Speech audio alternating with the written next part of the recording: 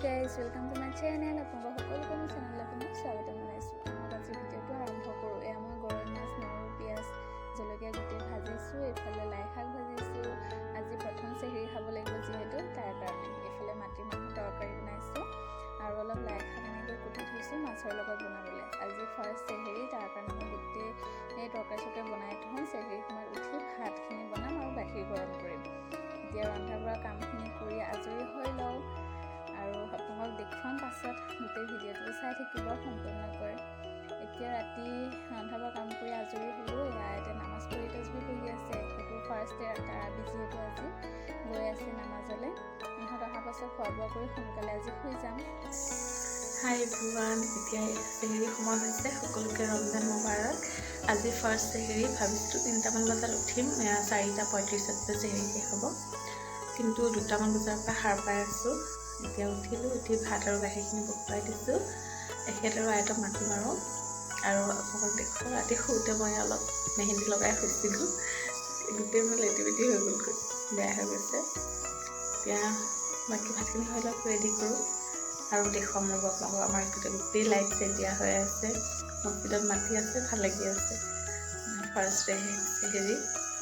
এইফালে আয়াত আৰু এখেত শুয়ে আছে। এতিয়া মাতিবলৈ আহিছোঁ। তাই আকৌ কৈ শুইছে যে চেহৰি সময়ত মাত দিবা, জাপ মাৰি উঠিম। কি বা কৰে, দুয়োজনকে মাতিবলৈ ইমান সময় লাগে নহয় জগাবলৈ।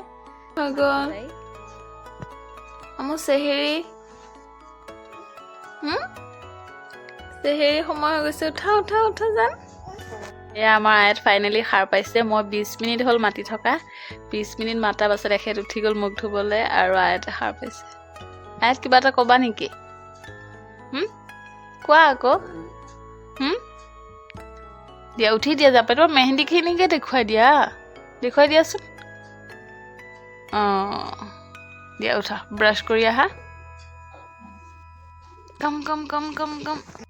এইফালে মই এয়া ভাত ৰেডি কৰিলোঁ, খাই লওঁ। এখেতে হাত মুখ ধুবলৈ গৈছে।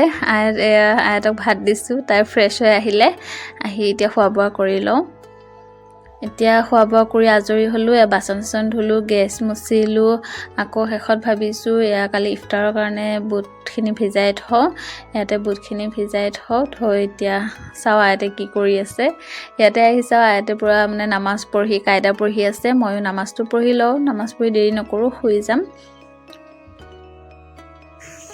দিনটো কিবা কিবি কৰি দিনটো পাৰ কৰিলোঁ। বিশেষ একো কৰা নাই যিহেতু দেখুওৱা নাই। এতিয়া একেবাৰে ইফতাৰৰ সময়তে আহিছোঁ পাকঘৰলৈ। ভাবিছোঁ আপোনালোকক দেখুৱাওঁ কি কি কৰোঁ নকৰোঁ। ইফতাৰৰ কাৰণে যা যোগাৰত লাগি যাওঁ। এতিয়া বেছি দেৰি নকৰোঁ আৰু কামত লাগোঁ। এইফালে কুকাৰত মই বুট সিজিবলৈ দিছোঁ আৰু এইখিনি চাফা কৰি কাপোৰ এখন পাৰি লওঁ, কাৰণ বগা যিহেতু দাগ লাগি যাব। কাপোৰ এখন পাৰি ল'লে সুবিধা হয়। এইফালে খিচিৰি বনাবলৈ আছোঁ আৰু চুজি ফল মূল কাটিম। এনেকৈ ইফতাৰৰ সময় হ'বহি, প্ৰায় 2 ঘণ্টা আছে। জল্দাজল্দিকৈ কামখিনি শেষ কৰি লওঁ। আৰু এইবাৰ ৰোজা বোলে একেবাৰে স্পেচিয়েল হয়, কাৰণ 30 বছৰ আগতে বোলে ফেব্ৰুৱাৰী মাহত ৰোজা আছিলে, ৰমজান মাহ। আৰু 30 বছৰৰ মূৰত ৰমজান মাহ ফেব্ৰুৱাৰীত পৰিছে। আমিতো পোৱাই নাছিলোঁ। মোৰ মনত থকাৰ পৰা গৰম দিনতে ৰমজান মাহ পৰে আৰু ৰোজা ৰাখিব লাগে। কিন্তু এইবাৰ ইমানো গৰমেই নাই, আকৌ একেবাৰে বহুত ঠাণ্ডাও নহয়, তেনেকুৱাই লাগি আছে। দিনটো ইমান গম পোৱা যোৱা নাই, ভোক পিয়া। এতিয়া আকৌ 30 বছৰৰ মূৰত ৰমজান মাহ আহিলে আমি পাওঁনে নাই গম নাপাওঁ যিহেতু। এতিয়া এয়া কথা পাতি মোৰ কামো হৈয়ে গ'ল প্ৰায়। এইফালে ইফতাৰৰ কাৰণে গোটেই ৰেডি কৰিলোঁ। এইফালে চুজিখিনিও হৈ গৈছে। এনেকৈ বনাইছোঁ, বেছি ডাঠ কৰা নাই, একেবাৰে পনীয়াও কৰা নাই। তেনেকৈ বনালোঁ। এতিয়া খিচিৰি হুচেল এৰা নাই, হুচেলটো এৰিলে ওচৰৰ মানুহখিনিক দিওঁ। এয়া গোটেই বাঢ়িলোঁ, বাঢ়ি আয়তক দি পঠিয়াই দিওঁ চবৰ ঘৰতে। আৰু ময়ো আমাৰ কাৰণে ৰেডি কৰি লওঁ। আজান দিব বেছি সময় নাই। ইফতাৰ খুলি লওঁ, তাৰ পাছত আকৌ লগ পাই আছোঁ। এয়া ইফতাৰ কৰি বাচন ওলাইছে, গোটেইখিনি ধুই লওঁ। আলহামদুলিল্লাহ, আজি এটা ৰোজা কমপ্লিট হ'ল। কেনেকৈ এটা ৰোজা কমপ্লিট হ'ল গমেই নাপালোঁ।